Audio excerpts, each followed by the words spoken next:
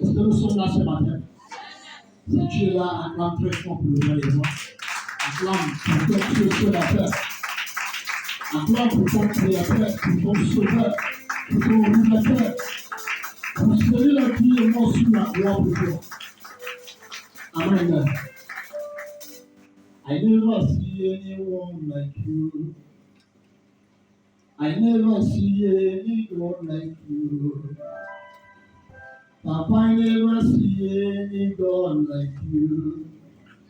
I never see any God like you. I never see any God like you. I never see any God like you. Any God like you. Any God like you. I never see any God like you. I never see any God like you. Great and sweet like Jesus. Great and lofty like Jesus. The only one like you. Anywhere like you. There's somebody you call me. You never be you call me. You never be you call me. You never be you call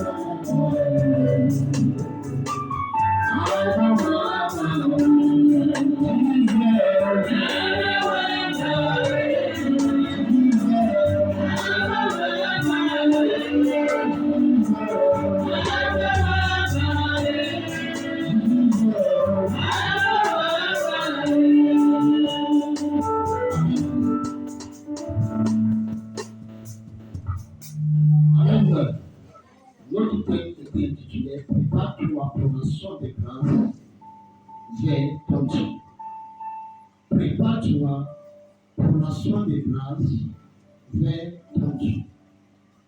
Amen. Alors, Dieu vient nous parler ce matin sur cette qui était intitulée Prépare-toi pour l'action de grâce vers ton Dieu. Amen. Chaque chose se prépare. Lorsqu'on parle dans le livre d'Ecclésiastique, il y a le temps de toutes choses sur la terre. Amen. Il y a le temps de toutes choses sur la terre. Amen. Alors, lorsque quelqu'un veut construire une maison, la personne commence par comment? Il commence par la préparation. Amen. Lorsqu'il y a une manifestation quelque part,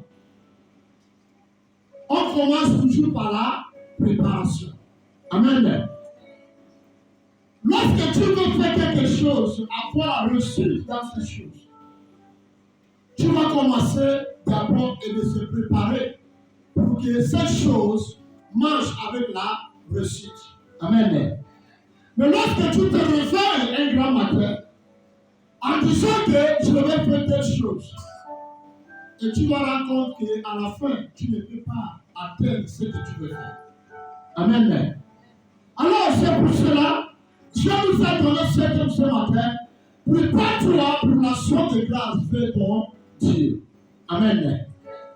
Et cette action de grâce ne sera pas quelque chose qu'on fait tous les jours.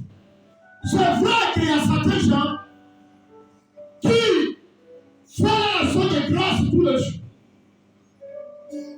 Il y a certains gens qui font l'action de grâce chaque semaine.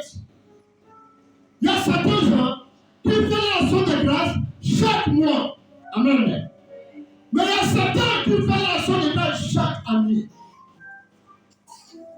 Et lorsque nous rentrons dans la Bible, nous allons rendre compte que tous les gens qui ont pris part dans l'action de grâce chaque année. Amen.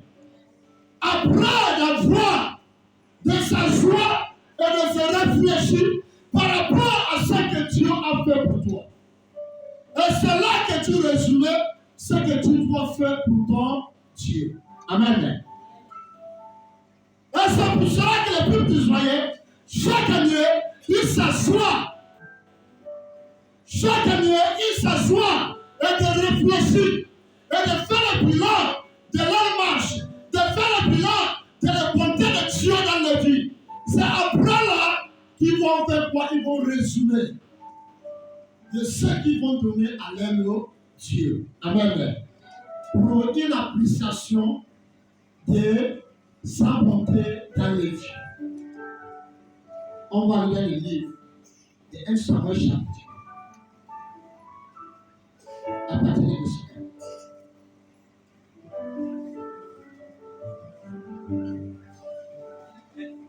Samuel, chapitre Amataïm, Sophie, de la montagne d'Ephraïm, nommé Elkana, fils de Jéroam, fils d'Élihu, fils de Tohu, fils de Tu, Ephrasien. Verset 2. Il avait deux femmes, dont l'une s'appelait Anne et l'autre Pénina. Pénina avait des enfants, mais Anne n'en avait point. Chaque année, cet homme montait de sa ville à Silo pour se prosterner devant l'Éternel des armées et pour lui offrir des sacrifices. Là se trouvaient les deux fils d'Élie, Ophni et Phinéas, sacrificateurs de l'Éternel. Verset 4. Le jour où Elkana offrait son sacrifice, il donnait des portions à Pénina, sa femme, et à tous les fils et à toutes les filles qu'il avait d'elle. Verset 5. Mais il donnait à Anne une portion double, car il aimait Anne, que l'Éternel avait rendue stérile. Verset 6. Sa rivale lui prodiguait les mortifications pour la porter à s'irriter de ce que l'Éternel l'avait rendue stérile. Verset 7. Et toutes les années, il en était ainsi. Chaque fois qu'Anne montait à la maison de l'Éternel, Pénina la mortifiait de la même manière. Alors elle pleurait et ne mangeait point. Verset 8. Elkana, son mari, lui disait: Anne, pourquoi pleures-tu? Et ne manges-tu pas? Pourquoi ton cœur est-il attristé? Est-ce que je ne vaux pas pour toi mieux que 10 fils? Verset 9. Anne se leva, après que l'on eut mangé et bu à Silo. Le sacrificateur Élie était assis sur un siège près de l'un des poteaux du temple de l'Éternel. Verset 10. Et l'amertume dans l'âme.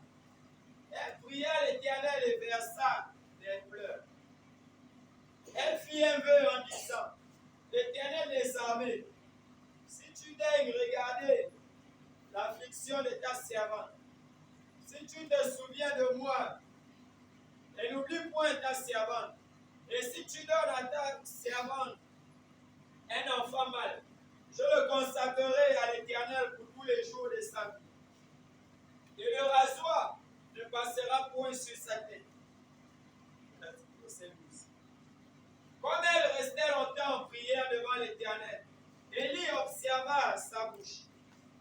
Anne parlait dans son cœur et ne faisait que remuer les lèvres.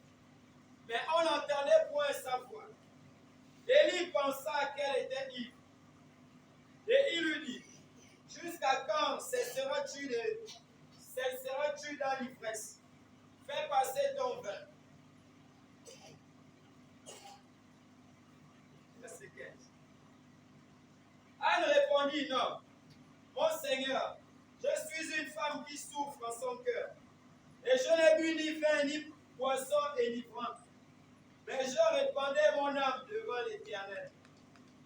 Ne prends pas ta servante pour une femme inavertie, car c'est l'excès de ma douleur et de mon chagrin qui m'a fait parler jusqu'à présent. Élie reprit la parole et dit, va en paix et que le Dieu d'Israël exauce la prière que tu lui as adressée. Elle dit, que ta servante trouve grâce à tes yeux.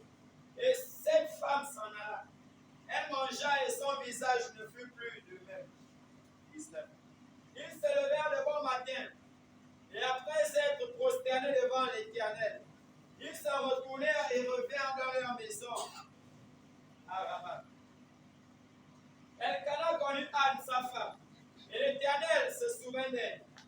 Dans le cours de l'année, Anne devint enceinte, et elle enfantait un fils qu'elle nomma Samuel. Amen. Que le Seigneur bénisse sa parole. Par rapport à ce thème, prépare-toi pour l'action de grâce, pour montrer l'action de grâce à ton Dieu. Amen.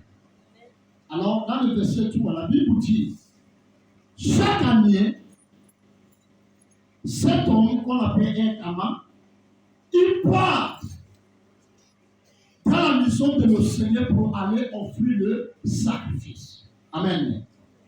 Et ce sacrifice était un sacrifice de l'action de grâce. Et chaque fois qu'il peut aller offrir ce sacrifice à la maison de l'Éternel, la Bible dit, il partage une portion à chaque membre de sa famille. Amen. Cet homme avait deux femmes. Première femme s'appelle Anne. Amen. Deuxième femme s'appelle Pénina. Pénina avait des enfants. Mais Anne n'avait pas d'enfants. Amen. Et lorsque son mari lui donne, partage sa portion pour aller offrir une offrande au sacrifice au Seigneur, la Bible dit qu'il lui donne double portion de sacrifice. Amen. Et la Bible dit, lorsqu'ils sont partis, sa rivale commençait à la embêter. Amen. Pourquoi? Parce qu'elle était stérile. Parce qu'elle était stérile. Amen. Sa stérilité, ce n'est pas quelque chose que c'est une maladie à causer ou quelque chose, une malédiction, mais c'est Dieu qui a fermé son ventre. Amen. Dieu connaît le moment qui va ouvrir son ventre. Amen.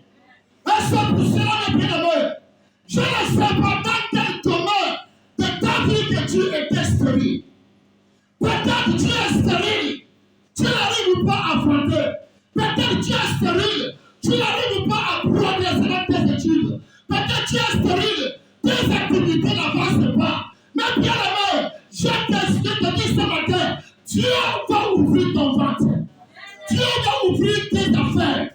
Dieu va ouvrir bien aimé tes activités. Cette stérilité va disparaître. Ce que Dieu te